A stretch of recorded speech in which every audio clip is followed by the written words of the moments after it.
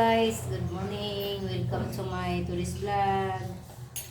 Ayan guys, ngayon guys, magano tayo ng ating, since wala tayong buhay sa ating bahay na medyo may edad na, kaya tayo na lang ang maggawa nito guys. Kaya ayan ang sinasabi ko na kailangan ang babae hindi lang aasa sa lalaki, lalo na sa mga gawaing bahay, dahil hindi mo naman masasabi na yung lalaki, may kasama ka palaging lalaki sa bahay mo. Kaya kailangan talaga mga kaludi, matuto kang maggawa kahit gawaing lalaki, basta kayang buhatin, hindi lang mabigat sobra. Ayan, dahil ganun talaga, hindi porki babae tayo kailangan natin na yung may narinig ako, hindi lang kanina lang nakita ko sa vlog na ang mga babae daw dapat sa bahay lang. Oo, dapat sa bahay lang, pero at least marunong kang gumawa, dahil sa bahay, kahit ni sa bahay, mayroon mga gawain na akala mo pang lalaki lang, pero kayang gawin ng babae. Ayan po. So, katulad nito, mga electric pan, hindi naman ako mekaniko. Pero, kaya kong baklasin ang lahat ng ano na dapat kapitan ng mga alikabok para malinis lang. Ayan, yun ganun guys. Tsaka kailangan marunong kang magpihit-pihit ng mga tornilyo.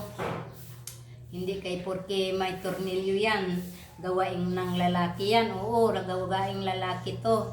Ang pag ano ng mga tornilyo, yung mga katulad niyang mga bisagra, yung ganon sa bahay, gawaing ng lalaki yan. Tama ko, gawaing lalaki. Pero kailangan pa rin nating mga babae na matuto, dahil hindi mo naman sinasadya na may time talaga na tayo lang.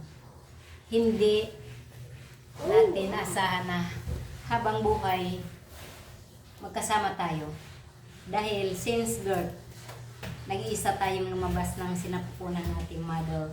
Kaya wag natin asahan na pang habang buhay din. Yes, sabi may forever. Yeah, totoo yan. Mayroong forever.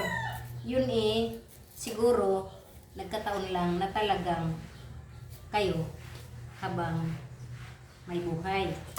Pero may time talaga, hindi naman sa ganun na asahan mo talaga yan. Dahil mayroon talagang ang tanging nakakalam lang kasi ang Panginoon kung hanggang saan lang kayo, kung anong dahilan. May lahat ng naman may dahilan, kaya gano'n ang nangyayari sa buhay mo. Kaya ayun, basta ang importante doon, marunong tayo dumiskarte sa buhay natin. Kahit babae tayo, marunong tayo sa lahat ng mga gagawin. Okay, muna dito. Okay, hanggang dito lang aking today's vlog. Kahit hindi pa ito tapos, kasi pag tinapos ko to, siguro mga more than 1 or 2 hours. Kasi 2 piraso tong electric pang guys. Ayan,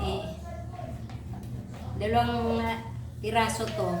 Iasimbulin ko pa ulit to. Kaya, ayan.